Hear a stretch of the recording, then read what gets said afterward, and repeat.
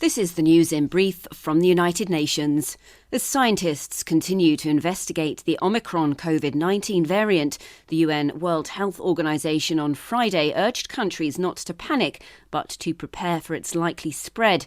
It's been 9 days since South Africa reported the appearance of the Omicron mutation, and WHO has indicated that it will take another 2 weeks before more is known about how transmissible and how dangerous it is.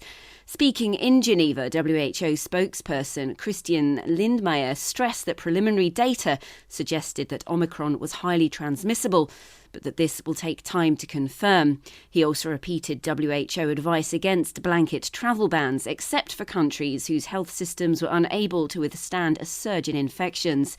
The WHO official also cautioned against knee-jerk reactions to reports about Omicron's spread. Let's not get deterred right now. Let us first get as much information as possible to make the correct risk assessment based on the information we get and move on, he said. It is much more preferred to prepare your country, your health system to possibly incoming cases, because we can be pretty sure that this Omicron variant will spread around. Delta started also somewhere, and now we have it as a predominant variant with over 90% all around the world. This is how this virus behaves, and we will not be able, most likely, to keep it out of individual countries. Afghanistan is in the grip of truly unprecedented levels of hunger, which means that avoiding widespread starvation is an immediate priority, the UN Refugee Agency has said.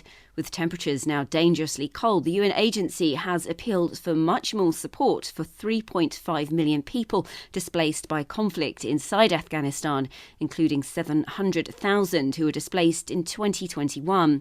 It's a crisis of hunger and starvation. People don't have enough to eat, and it's very visible, said Babar Baloch, UNHCR spokesperson. Speaking in Geneva following his recent return from Kabul, Mr. Baloch pointed out that a lack of insulated shelters, warm clothes, insufficient food, fuel for heating and medical supplies are just some of the deprivations confronting forcibly displaced people. To help them, the organisation has launched a global fundraising winter campaign to help forcibly displaced families in Afghanistan and elsewhere. A key agreement now at the World Trade Organization, where member states have agreed to lower costs and cut red tape to help the trade in services worldwide. The deal is the first such accord in 24 years and is expected to save businesses, and in particular small businesses, $150 million annually in costs, said Director General Ngozi Okonjo-Iweala.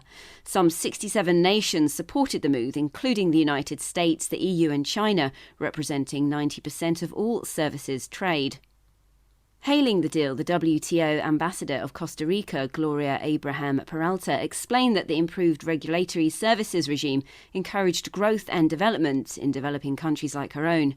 Research by the WTO and the Organisation for Economic Cooperation and Development suggested that the $150 billion reduction in annual trade costs would see particularly important gains in financial, business, communications and transport services. Katie Dartford, UN News.